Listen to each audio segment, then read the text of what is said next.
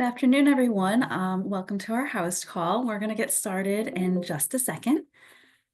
Good to see everybody.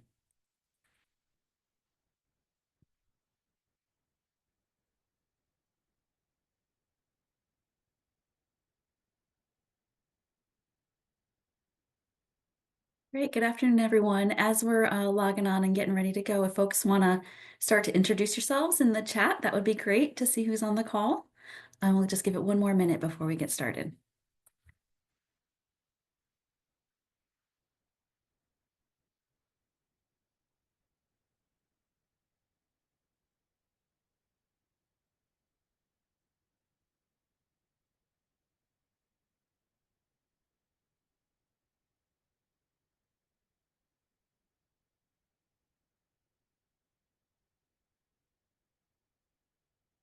Great. Hi, Lindsay. Hi, Rose.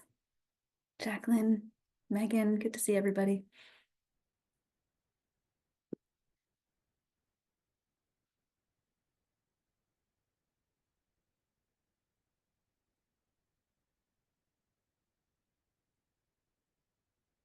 All right, great. We'll get started. It looks like our attendees have kind of slowed.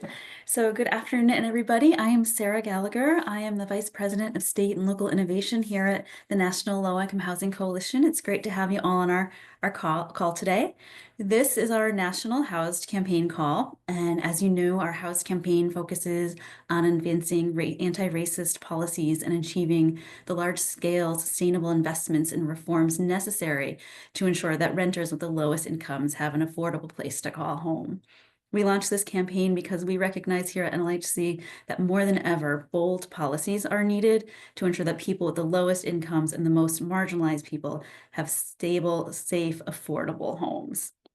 So it's really great to see you. Like I said before, we can all put our names in the chat because today we have with us a wide range of our partners and stakeholders. We have advocates from across the country, including homeless shelter advocates, service providers, housing advocates, resident organizers, people with lived experience, including low-income individuals receiving or in need of federal assistance, and people experience homelessness. We have philanthropy as well as media on our call with us today. So it's great to see everybody.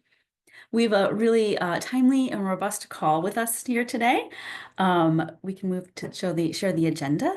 Today we're going to kick off our call with a policy update from Kim Johnson, our project manager at the coalition, who's going to talk about the CR that passed and what to expect from Congress when they return from recess. We have Megan Mirteris, who is our disaster housing recovery analyst, who's going to talk to us about updates on the impact of Hurricanes Helene and Milton. And then we're going to talk to David Heisterkamp and Sharon Vogel, who are going to talk about their work on affordable housing solutions in tribal communities located in the Northern Plains. UNAHA is an NLHC state partner, and Sharon serves on the board here at NLHC. Our own Courtney Copperman is going to talk about our Homes Our Votes campaign. And then we're going to hear from Griffin Hegel Forster, Executive Director at the Association of Alaska Housing Authorities, to talk about their advocacy efforts for affordable housing with Native Alaskans. And then we'll have plenty of time for your questions and answers. So before we jump into our first speaker, just want to remind folks that we'd love for you to ask questions. Your questions are really helpful in driving the dialogue. So please use the Q&A box that's on the bottom of your screen to type your question in rather than the chat box. So use the Q&A box, and then we can pull them up and ask them as we go along to each speaker. And we'll try to get to as many questions as we can. After the call today, we're going to send around a copy of the PowerPoint presentation and any materials that may be shared by speakers in their presentations. So you can look for that in the coming days. So that's sort of a highlight of our call. So to kick it off, I am going to hand it over to Kim Johnson, who is going to give us a policy update. Kim, take it away. Thank you so much, Sarah, and hello, everybody. I'm Kim Johnson, the policy manager here at the National Low Income Housing Coalition. We are going to be giving a very quick policy update before I hand it on over to my colleague Megan to talk about NLHC's disaster housing recovery work. Also just wanted to say that we're keeping folks in Florida and North Carolina, South Carolina, Georgia, the folks who have been impacted by the devastating hurricanes Helene and Milton in our thoughts. But we'll get more to that soon. I wanted to cover just a couple quick Hill updates at the top of the call. First, where are we right now? As I'm sure folks know, Congress has passed a continuing resolution and is now in recess until November 12th. That continuing resolution extends federal funding for federal government programs until December 20th. When Congress gets back into session on November 12th, so that will be after the elections, they will need to finalize all 12 fiscal year 2025 spending bills before December 20th. If they aren't able to do that, they'll need to pass another continuing resolution to keep federal funding flowing, or they will be at risk of a government shutdown. So we are keeping the pressure on Congress to get their work done on time, and to ensure that that the federal government does not shut down, along with the countless programs that people rely on to keep a roof over their heads, food on the table, all of those vital things. So we are asking advocates to continue to take action, to continue to email or call, to contact their members' offices using NLIHC's Take Action page, where you can find talking points and more. We're asking folks to continue to share their stories with their members of Congress about what it is to be directly impacted by homelessness and housing instability. It is so important that members know the impact that their decisions have on people. And so please continue to share those stories with them. And we're also asking folks to utilize our advocacy toolkit, opposing dramatic cuts to federal investments in affordable housing. And that, again, is a toolkit with all of the resources that you need in order to ensure that FY25's final bill for housing and homelessness resources provides as much funding as possible. So with that being said, I'm going to hand the update on over to my colleague, my colleague Megan, who is going to talk about what they're seeing from folks on the ground in disaster impacted areas. Megan, please. Thanks, Kim. Hi, everybody. So my name is Megan Mertiers, and I'm the Disaster Housing Recovery Analyst here at NLIHC. So I co-lead NLIHC's Disaster Housing Recovery Coalition, or DHRC, which is a coalition of over 900 organizations, including many, if not all, with firsthand experience recovering after disasters. And I know this may be a repeat for many of you, but just as an introduction, the DHRC works to ensure that federal disaster recovery efforts reach all impacted households, including those with the lowest income and other marginalized groups who are often the hardest hit by disaster, but have the fewest resources to recover. So as I'm sure you can imagine, we've had our hands pretty full in the last week between Hurricane Helene and Milton. So I just wanted to give you a couple updates about what's been going on with those hurricanes, and then the work that we've been doing so far and will be doing to fix our broken disaster recovery system and hopefully ensure that survivors from these storms don't fall through the cracks. I also know that there are groups on the ground who know what this looks like much better than I ever could. So as I'm giving my quick summary, please also feel free to drop in the chat and share what's going on where you live. Also, if the DHRC has not connected with you yet, and there's something we can do to support your work in the wake of Hurricane Helene and Milton, please don't hesitate to reach out, and I'll happily drop my email in the chat once I'm done sharing. After making landfall on September 26th, Hurricane Helene severely impacted the Southeast region, which includes South Carolina, North Carolina, Tennessee, Florida, and Georgia. Historic rainfall in eastern Tennessee and western North Carolina led to this being deemed a 14,000-year flood in Asheville, North Carolina. And Hurricane Helene is one of the deadliest storms to hit the U.S. since Hurricanes Katrina and Maria. Then, shortly after the arrival of Hurricane Helene, Hurricane Milton, a historically powerful hurricane, flooded Florida communities and spawned a barrage of deadly tornadoes. So while the storm did lessen in intensity prior to landfall, damage was still really widespread in impacted areas. So we're doing a variety of things to support communities in what's going to be a very long recovery. So, from lending support to statewide networks working to address this issue, to putting pressure on our federal elected officials to take action on critical disaster relief legislation, there's kind of a variety of actions we've been taking. And I'm happy to delve more into the details of any of this during the Q&A. But today I specifically wanted to focus on our launch of a series of national calls. So beginning on Thursday, October 24th at 3 p.m. Eastern, we're going to be launching a series of calls to share critical information about the devastating impacts of Hurricane Helene and Milton. Advocates nationwide are invited to join these national calls to learn more about the immediate response to this disaster and to hear directly from advocates and community-based organizations on the ground. And most importantly, find out how to help the lowest income and most marginalized disaster survivors receive the assistance they need to fully and equitably recover. So you can register at the link Elena just kindly dropped in chat. But yeah, happy to talk more about any of the details of this, and I will also drop my email in the chat in case there's something we can do to support your work on the ground. Thanks, guys. Great. Thanks so much, Megan. If you could just hop on stay on just 1 second. There might be a question or two. If folks know, the links for those calls are on the chat.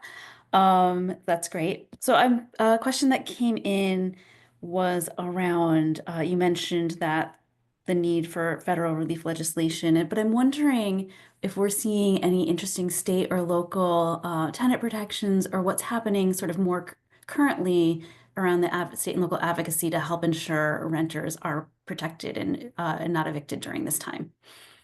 Totally, yeah. So right now we're working with a really incredible network called the North Carolina Inclusive Disaster Recovery Network. And they're currently doing a lot of organizing around trying to convince the governor to enact a eviction and foreclosure moratorium for 90 days following the storm in the impacted areas. So we are sending a state level letter for groups that are in North Carolina, and we're organizing a national sign-on letter. So for national groups who would also be in support and willing to put pressure on the governor of North Carolina to enact this. So I'm also happy to share that link in the chat. We'll probably be sending out the letter tomorrow. So if you're with a national org or have a national org above you, please feel free to just add your name onto the doc that I'll drop in chat. Great. Thanks so much, Megan. That's really helpful. And then another question just came in around, and if there's any policies being devised or considered to help survivors with barriers to housing, such as felonies or other criminal records. Is there any talk about that, or is there any advocacy happening around that? So right now, the two probably biggest things, I know this isn't directly focused on specifically criminalization, but right now the two main priority asks is to fund FEMA so that people can get FEMA assistance, and then two, to pass CDBGDR funding, which stands for Community Block Development Grants Dash Disaster Recovery, a really annoying acronym to say long-term recovery funds, so people can get back in their homes. There hasn't been money put into that program in a really, really long time. So we're also advocating that they fund that program and then hopefully also make that program permanent. But Kim, yeah, if you want to speak more to that particular like intersection of the issues. Yeah, thanks. And that's just why I popped on camera. And that was a great answer, Megan. I'd be interested too in hearing more about what the restrictions around people receiving FEMA assistance with folks who have been convicted or arrested, and whether or not they're able to receive that assistance. But just wanted to flag as well, NLIHC is a co-lead of the Partnership for Just Housing, where we're working to address those broader systemic barriers to affordable housing for formerly incarcerated and convicted people and their families. Happy to drop more about that in the chat, but just wanted to flag too that we are working on those broader issues around housing accessibility for people impacted by the criminal legal system as well. Yeah, I would just add, into my knowledge, I don't believe having, a criminal record affects your ability to access FEMA. But happy to look more into that just to double check myself. Well, thank you both, Kim and Megan, for that. Those are really helpful resources. And thank you. I just want to remind folks to look at the chat. Elena put several resources in the chat around both of these topics around advocacy for the continuing resolution, about sharing stories, and there's a storytelling tips and tricks, as well as a way to share those stories. And then you can sign up for the webinar that Megan mentioned as well in the link in the chat. So thank you both very, very much. We are now gonna invite to our presentation both David Heisterkamp and Sharon Vogel. As I mentioned, David is a counsel at the United Native American Housing Association, and Sharon is the chair of the United Native American Housing Association, as well as a member of NLHC's board of directors. So we'd like to welcome both David and Sharon, who are going to talk to us about their work on affordable housing solutions in tribal communities, particularly in the Northern Plains. So welcome, David and Sharon. Well, thank you, Sarah. We appreciate that very much. I've heard from Sharon. It's such a busy week, the day after Indigenous Peoples Day here, that Sharon is caught between three different meetings, including a couple where she actually has the opportunity to continue developing affordable housing. So she has to send her apologies, and we'll hopefully be able to catch up with everybody down the road at another NLHC call. So many of you know who we are. The United Native American Housing Association is a regional organization in 7 states, the Dakotas, Nebraska, Colorado, Utah, Wyoming. And we specifically are the Division of Tribal Government that takes care of housing. What used to be called housing authorities now are called tribally designated housing entities. And as a unified voice for housing for the land-based, what we call land-based tribes. All of our members have some land-based, larger, small reservations in the middle of the country. And so that makes them the sole housing provider, the subsidized housing provider for their communities, large and small, across that 7-state region. So we spend a lot of time sharing ideas locally, but also stepping up to the national scene and working with partners like the National Low Income Housing Coalition to see if we can improve our housing conditions as well. And there have been a couple efforts up and down, as usual. I will say I wanted to highlight one that is still in the works this year. In 2021, President Biden issued an executive order for all agencies to increase access to voting rights activities. In 2022, HUD as an agency said that meant that public housing authorities could use their facilities for voter education activities or polling places, or even resources to get people to polls. But as often happens in the big HUD programs, the Indians got left to the side. So late in 2023, with the assistance of NLIHC and the Native American Rights Fund based here in Boulder, Colorado, near my office, we went back to HUD through their Office of Native American Programs and said, wouldn't it be a good idea to include tribes in this effort too?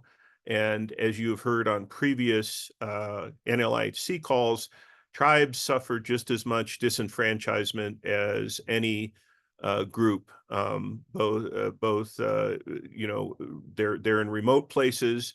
The states that a lot of the states don't feel like they have to put polling places and voting resources into the tribal communities, which means it could take hours to get to a polling place and hours to get back, in places that are hard to reach if you don't have transportation.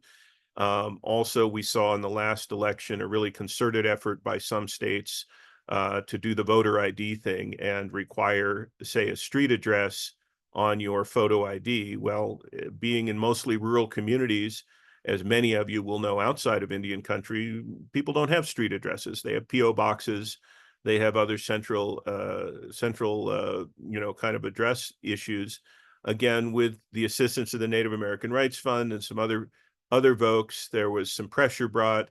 The tribes got very creative. One tribe that we work with issued everybody an ID that had the street address for the tribal headquarters. said, here's a photo ID with a street address on it. Now you can go vote. That worked temporarily anyway for people who were able to get those IDs. They still had to drive to the polling places. So that remains a big issue in Indian country, and being able to use our housing resources, our federal housing resources, to alleviate that would be a huge step forward.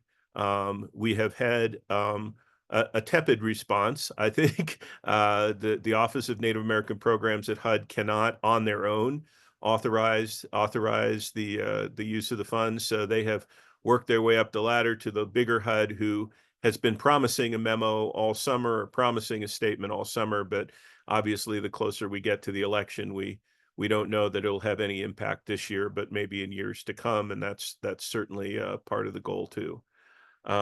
Beyond that, we have had a good year for funding, if not for reauthorization of our main housing act. The Native American Housing Assistance and Self-Determination Act remains a political football in Congress, like a lot of other issues. And of course, the more contentious relationship gets between the House and the Senate, the harder it is to maneuver even something relatively small like the Indian housing program that usually shouldn't be very controversial. And we have not seen reauthorization in over 10 years now, and won't see it again this year. But we have strategized to work with other friends in the House and the Senate to increase the budget for the first time past $1 billion. The program's been out there for 25 years, and we've never even approached $1 billion. Last year we topped $1 billion. This year we got a little bit of a bump, at least in everybody's budget. So even with the continuing resolution, we're holding at that high water mark, and we hope to make that the baseline. So like everywhere else, it's a little bit of give and a little bit of take. But with that, I will say we're happy to take any questions you have about programs and about how tribes fit into the bigger world of affordable housing. And we're certainly happy to be here. Great. Thanks for being here. We're still give Sharon our best, and we're sorry. We'll invite her back another time. So if there's questions, please be sure to put them in the chat. We had one question from a participant asking, what's the connection between registering Native people to vote and more affordable housing for Native communities? Well, it's the same anywhere else. The more people that are living in affordable housing, more people that are living in subsidized housing that it can express themselves through their vote, it can make a huge difference. We got one notable example in 2003, where one of the major political parties brought in a lot of those resources in South Dakota to get people off the largest land-based reservations and just transport them to the voting place. And it made a huge difference in the national election. A lot of those states, the bigger Western states, once the congressional delegations are in place from either side, Republican or Democrat, and we've had equally good relationships with both parties out here, they can stay for a long time. People may remember Tom Daschle was a longtime senator and a leader in the Senate when he was in. We currently have John Thune out of South Dakota, who is the #2 Republican. Mike Rounds out of South Dakota, who's a very powerful Republican, but all very responsive to Indian housing issues. And so these states are small, often 600,000, 700,000 people. And if 9 or 10% of those population are Native people, and putting their voice in the vote, and again, for resources like affordable housing, access to affordable housing programs that may not be there, access to, we talked about disaster recovery and Megan's good presentation. Tribes do not have the power to declare natural disasters on their own land. And so while all the hurricanes are going on, and that's a terrible national situation, there were hurricanes that ran through the Dakotas this year. We have one client who was very successful in getting, luckily with HUD's assistance, getting a disaster recovery grant to replace some of that housing, but also then we have another petition being supported by Senator Rounds and Thune to try and get a disaster declaration on several of the South Dakota reservations. So the scope of letting everybody vote, especially people that live in your affordable housing, is magnified. It's a significant percentage of the electorate in states with large land-based reservations. And so making sure people who are living in that housing have access to voting places, have transportation to voting places, have voter education, so they understand how much their vote matters, can make a big difference. And that's why the states fight so hard to keep them keep them away from the polling places and not tip the balance. Good question. Great question, and thank you for that great answer. I think a follow-up to that, as you mentioned, several specific issues that are sort of very important to the Native community. You talked about improving conditions and voting rights, and you talked about equal access to disaster resources. What are some of the other priorities that you want to ensure are lifted up in the next year around, and what are you advocating for around some of your priorities in addition to those issues? Well, reauthors, obviously, we'd like to see that statement out of HUD and confirm that we can use our federal housing funds to help with voting access and voter education. That would be a huge step. We have talked to the disaster housing recovery folks about making sure there's a tribal component in any disaster housing recovery reform, because that continues to be a problem, and that's all year long. It's either snowstorms or tornadoes or flooding, and it affects tribes across the country. And like you say, unlike other areas, if the tribe can't get that money and they have the large land bases, it's unusual for the states to commit large amounts of FEMA money there. Sometimes FEMA has to make a separate effort to reach out to tribes and help. And interestingly, one of the other aspects we get, that after large tornado recovery efforts, thinking of Katrina as the last really big one, where FEMA had, if you will say, oversubscribed housing resources. They'll bring in trailers for temporary housing to help communities rebuild, and they ended up with huge numbers. I mean, thousands of trailers. They found a way with HUD to surplus those trailers at very low or no cost, basically the transportation costs, back to tribes with large land bases. Tribes could get 10, 20, 30 of these trailers moved into their communities, and were often had to be retrofitted to become permanent housing, extra insulation, better water heaters. But there are a lot of crossover where what FEMA does nationally to help with the housing can be a big benefit to tribal communities too. And tribes are in such desperate need of any affordable housing at all. Again, it's, I was thinking of what happens, all the displaced people we have with the hurricanes, and trying to find them other housing in the communities, or keep them from being evicted. And it's not in a tribal community. If your house is destroyed by a tornado, nobody's worried about being evicted. They kind of get absorbed in the community, but that's one less housing unit that may or may not be replaced. It just kind of tends to compound the overcrowding, compound the stress on the existing resources.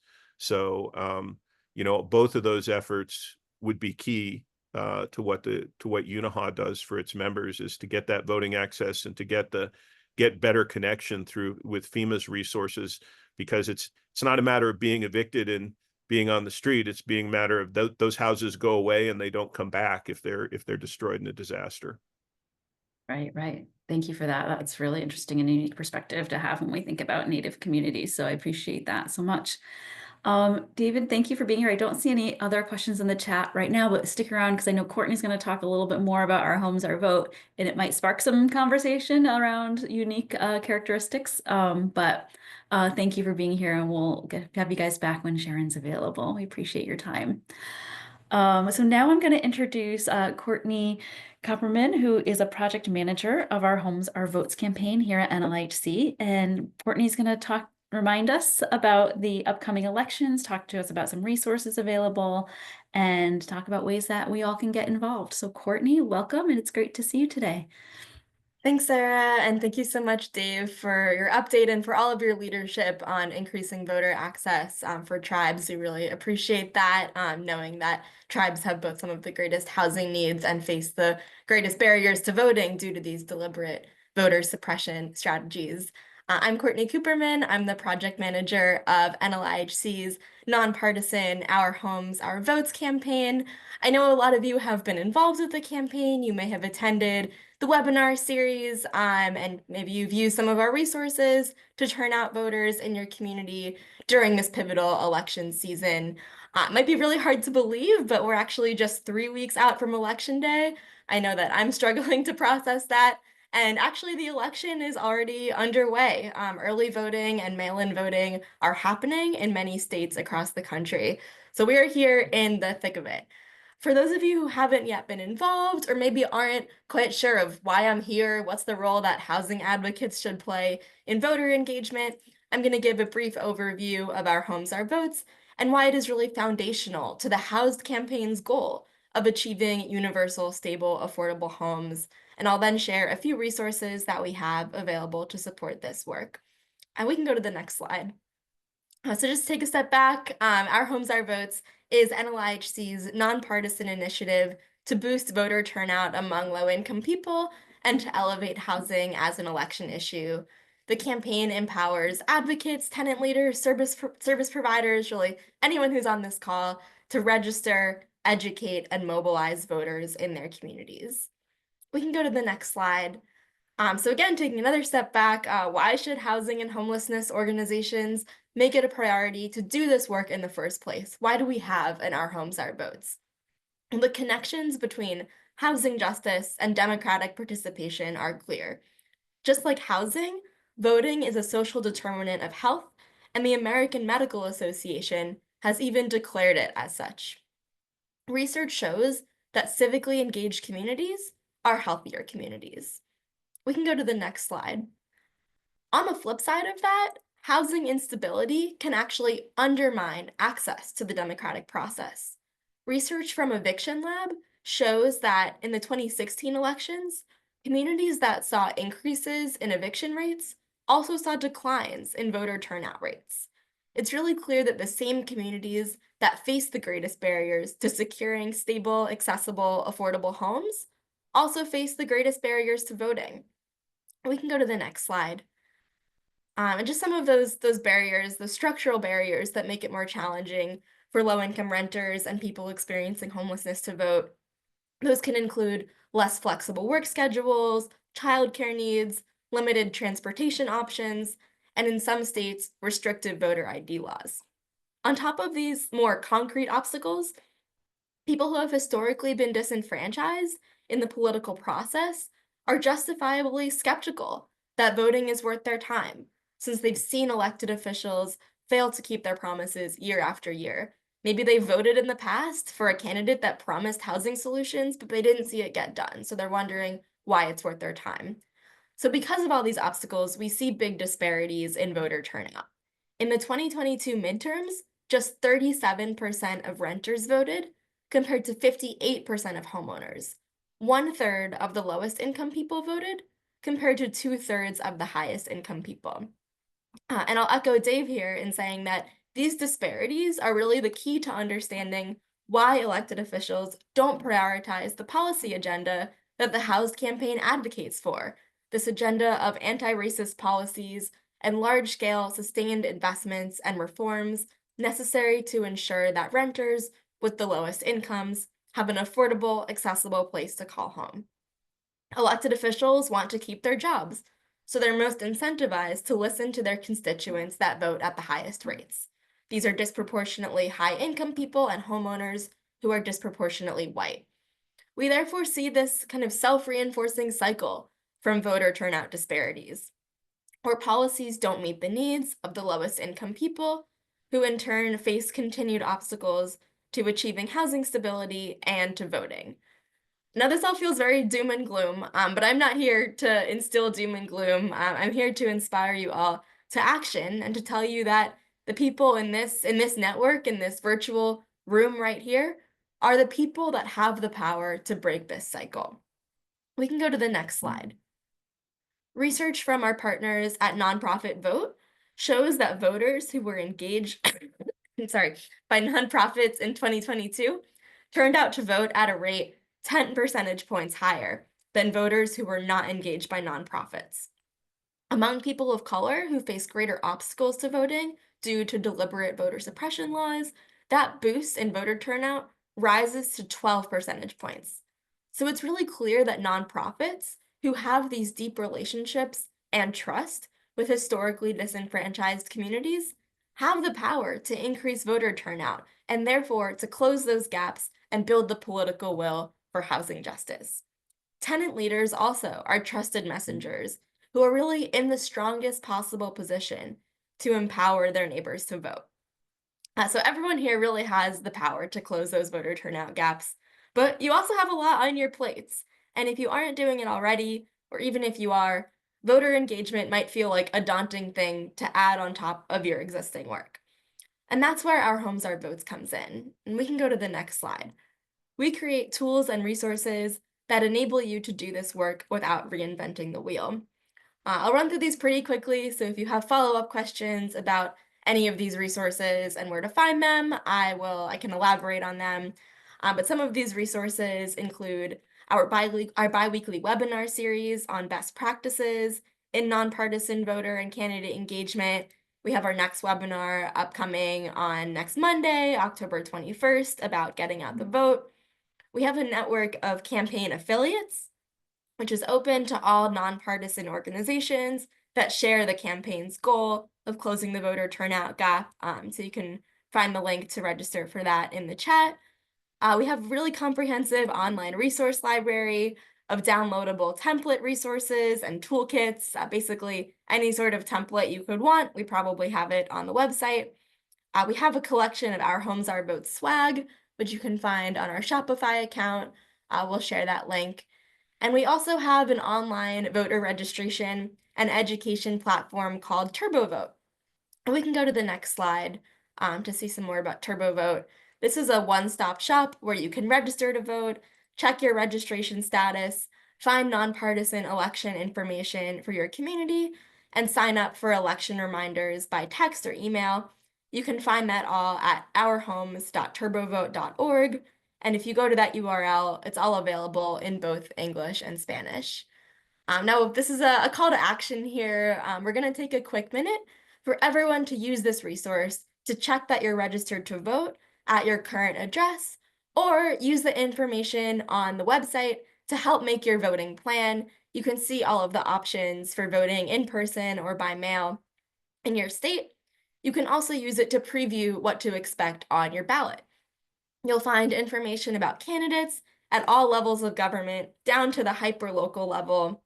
You'll find statewide ballot measures, and in larger cities and any city in California, you'll also find local ballot measures. In smaller cities, you'll just see statewide ballot measures, not the local ones. You can also sign up for election reminders so you never miss an election. This might not feel super relevant right now when everyone's talking about the election, but maybe your city has an election for mayor. That's some date next year that might not be on your radar. If you sign up, you'll get a text about that election or an email about that election, so you can make sure that you make your voice heard every year. Now, if you've done this already, if you've confirmed you're registered to vote, you have your voting plan, you know what to expect on your ballot, and you're signed up for election reminders, that is great. And you're not done yet. Text this link, ourhomes.turbovote.org, to 3 friends and family members who might not have their voting plan yet. This personal outreach to people in our networks is the way that we close the voter turnout gap and build the political will for the HoUSed campaign's policy agenda. We also have a user guide to TurboVote that walks through all the features of the site and some best practices for incorporating it into your organization's outreach. So if you're with an organization, whether that's an advocacy organization or a direct service provider, and you're thinking, oh, it's 3 weeks till the election, we haven't done much, what's a light touch thing we can do to increase voter turnout? Even just sending an email or a text blast with this link can make a big difference. I'm here to help provide guidance on that if you're interested, so I can drop my link, my email in the chat, and we also shared a user guide to TurboVote that walks through some of those features. So I'll stop talking now, give you all a minute to take that action. And while you're doing that, I will pause to see if there are questions. Great, thank you so much, Courtney. This is great. I just checked. I knew I was registered to vote, but I just used the app or the code and it really worked. It's very Amazing. cool. And it tells a little counter here of how many days when election day is. So really great resource. Thank you for sharing this. We could share it with others as well. Okay, I got a little distracted with your action. I will get back to the Q&A now. This is really great, and I think a lot of great information. And I really appreciate you talking about, voting as a social determinant of health, as housing is a social determinant of health. I think really important to show the importance of why voting and housing go hand in hand and why they are both so crucial to individual fundamental rights and community health. But it made me wonder a question, like as we're getting closer and closer to the election, and there, like you said, there's 3 weeks left, but many early votings are going to be starting in the next few days, next few weeks. What are what are sort of the top 3 tips, given some of the challenges or barriers folks who are lowest income renters or most marginalized might have in terms of what are some of those challenges and what are some of like the things that really our partners should be focused on over the next couple weeks, besides these wonderful tools. But do you have any tips or pointers of like, if they're to do 2 things or 3 things, what would they be, and how to engage renters who are really lowest income and most marginalized? Yeah, great question. I think personal outreach to help people make their voting plan is really helpful, especially if there are people in your network that you're interacting with about services or housing. Putting in that reminder of the election is coming up, can we help you make a voting plan, can be really powerful. A lot of people don't vote simply because they aren't asked. And also, if people are talking through their voting plan, they're much more likely to actually vote. Organizing a group ride or walk to the polls for community members can also help build enthusiasm and build community around voting. People may feel uncomfortable if it's their first time voting or they haven't voted in a while, but if they're walking or getting a ride to a polling place with their friends and neighbors, it can help alleviate some of that discomfort. So that's one. Another one I would say is to know about the election protection hotline. This is a hotline that people can call if they face any sort of challenges voting, if they face voter intimidation or misinformation. I'll drop the link to that in the chat. It's 866 Our Vote in English, and there's like a dozen different hotlines that specialize in different languages. So know that resource, tell your community members or people you serve about that resource, because if people are facing those challenges, there's support out there. That's Also getting wonderful. a message from an attendee, having someone at a local office that's willing to talk to people and door knocking. Absolutely. If you have the capacity to go door to door and remind people about voting, have conversations with them, maybe leave behind a flyer or something, that's really powerful. And we have those sorts of materials. We have get out the vote call scripts. We have some things that you can leave behind at people's doors. We have that on our website. So again, you can find that all or reach out to me. I'll drop my email in the chat for any resource that might be supportive in this moment. That's fabulous. Thank you for that. And I'm wondering, since so much of federal or state voting, local law, voting laws are different from state to state, does election protection hotline, will folks be able to use that to know, like, can I do same day registration, or do I need an ID, or can I sign a self-attestation? Will it be able to answer questions like that? Yeah, election protection hotline their answers will be customized to your state laws. And Turbo Vote also, once you enter your address, it'll break down all of that by state. So if you enter your address or even just click on your state, it'll give you a big FAQ around like, is there same day registration, or how do I register? What are the polling places? And if it's linking you outward to answer those questions, it's linking you to your official state election website. So that's a good resource for navigating what it looks like in your own community. Wonderful. Courtney, that's great. Great information. Thank you so much for being here. We'll send you any other questions we get in the chat. And please come back as we get closer to election so we can continue to get out the vote. Appreciate it. Great. So we have one speaker left. We have our field update today, which we're very, very excited about. We've got Griffin Hagel-Forster from the Association of Alaska Housing Authorities. He's the executive director there. So welcome, Griffin. And Griffin's going to talk to us today about also about advocacy for affordable housing for Native Alaskans. So Griffin, please feel free to join us, and we look forward to your presentation. Thank you, Sarah. Good morning, everybody, or good afternoon to everybody east of Alaska. It is still technically morning here. Sarah mentioned I have the privilege of serving as executive director for the Association of Alaska Housing Authorities, or AHA. AHA, our membership is 14 regional housing authorities in Alaska that serve as tribally designated housing entities for 196 of the state's 229 federally recognized tribes. So if you think of all the tribes in the country, the ones served by our members represent just about a third of that total. So a lot of tribes up here in Alaska, and tribes in Alaska look a little different than ones in the lower 48. The ecosystem is different. The legal authorities are different up here. Some are very small, and as a matter of fact, most are very small villages. And so there's a lot of pressure to build, to find those elusive economies of scale through consortia. And that's essentially how housing authorities and TDHEs operate up here. Dave touched on this a little bit earlier in his presentation. The backbone of tribal housing in this country is funded through the Indian Housing Block Grant, IHBG.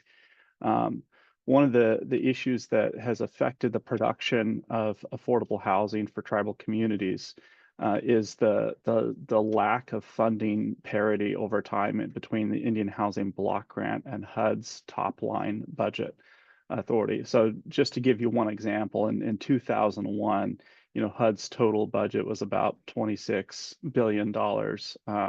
Today, fiscal year 24, about $70 billion. So a pretty good increase that includes some inflation-proofed adjustments upward.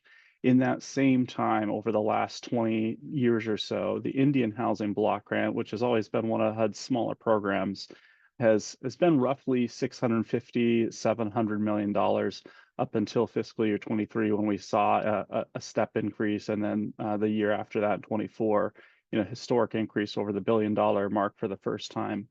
But what that means is that's a lost generation of housing production and supply for tribal communities all across the country, not just Alaska. And that's billions of dollars and lost purchasing power. And we have charts and data that show the implications of that. But one of my favorite ways to visualize this actually is going to a small Alaska Native community, and this is pretty common in a lot of the remote villages of the state, where you'll see maybe a 20-home HUD-assisted subdivision built in the 1990s after the Native American Housing and Self-Determination Act was passed, which reformed HUD's assistance to Native Americans. So you'll see a 20-home development there. And then 10 years later, in the 2000s, you might see a 10-home development that was built with that same source of funding. And then the 2010s, maybe you'll see a development of 5 homes that the housing authority there was very proud to build with kind of what funding they could get together. And so really, you don't need an economics degree or a chart to understand what's going on there. That's the erosion of purchasing power due to inflation over the years.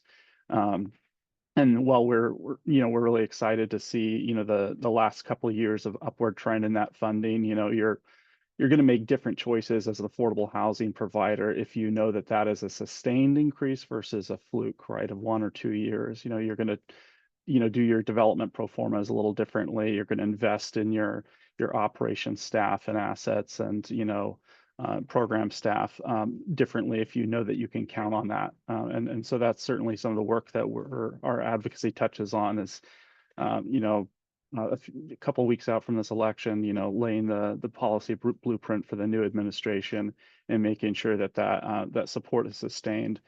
And then one thing I'll kind of wrap up by saying is that we've been very active here in raising raising voices up about the implications of Build America preferences in the infrastructure law that was passed in 2021, which does not include a significant increase of funding appropriations for housing.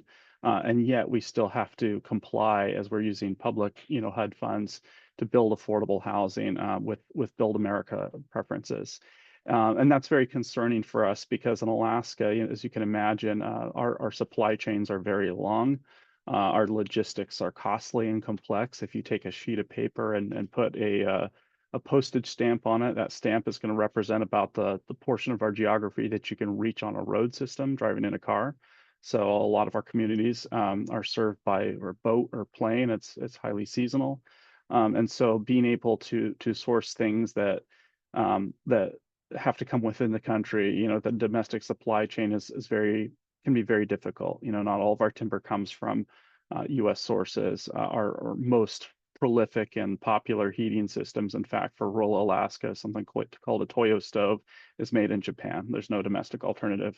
And what our members fear is a return to some of the supply chain difficulties I think we all saw across the country in 2021 and 2022 post-pandemic, where you saw drywall and concrete and timber prices, a lot of volatility there, a lot of shortages, a lot of suppliers and distributors that went under, and so just a lot of difficulty added into the process of building new units. So Build America preferences, BABA, Buy America, Build America, you'll hear it referred to different things. Certainly something we've led the charge on and are happy to continue elevating. One thing I'll note is that we're 2 weeks past a waiver that expired for tribal housing programs, giving us additional time to comply with this. What HUD's process is for complying with BABA, issuing project-based waivers, we really don't know that yet. That information has still been difficult to ascertain. So we're still kind of in a holding pattern, wait and see what the impacts of this are going to be. But we know essentially it's going to further erode purchasing power. It's going to constrain procurement and make logistics possibly a little more difficult, could lead to shortages. And that's very concerning, as it essentially kind of comes on the heels of this historic increase in funding in the last couple of years to just kind of squeeze operations at a moment where the affordable housing crisis has never been more extreme. So I'll stop there and see if there are any questions. Thank you for the time. Great. Thank you so much, Griffin, for that. If there's any questions for Griffin, please feel free to put them in the Q&A. But I think you hit on some really interesting topics that we don't usually often think of or that are very unique to sort of the Alaskan environment and make it even challenging for Native communities up there. You mentioned early on in your conversation the pressure to build consortia and sort of coalitions because of the small villages and sort of spread out. But I imagine that there's many challenges to that, and that can be difficult due to just sort of the vast landmass in Alaska. I mean, it's a very large place, and the sort of being able to get together, and then sort of differences between different villages who may have different priorities or different aspects. So how do you build consortia or coalition across such a vast geography and vast cultures? And how is that That's a really good question, Sarah. I'll say I kind of call it the Costco effect, and I'd say everybody buys stuff from Costco up here. Wear the same clothes. You just everybody kind of has a few sources that way. So yeah, these consortia, and it ranges. I have one member who has 52 tribes in their region under their consortia, the Housing Authority. We've got a couple other members that they serve one tribe. So the size varies greatly. The politics of that can become nuanced and complicated too.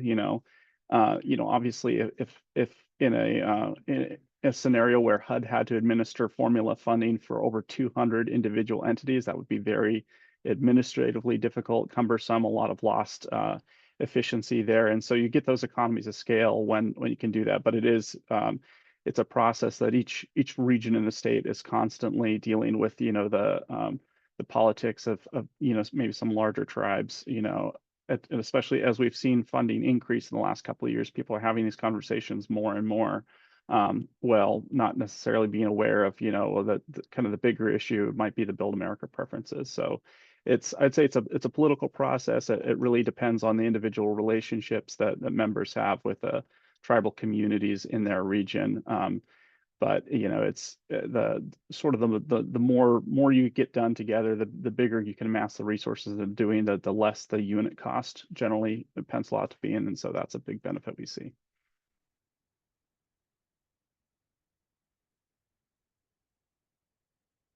I think you're still muted there, Sarah.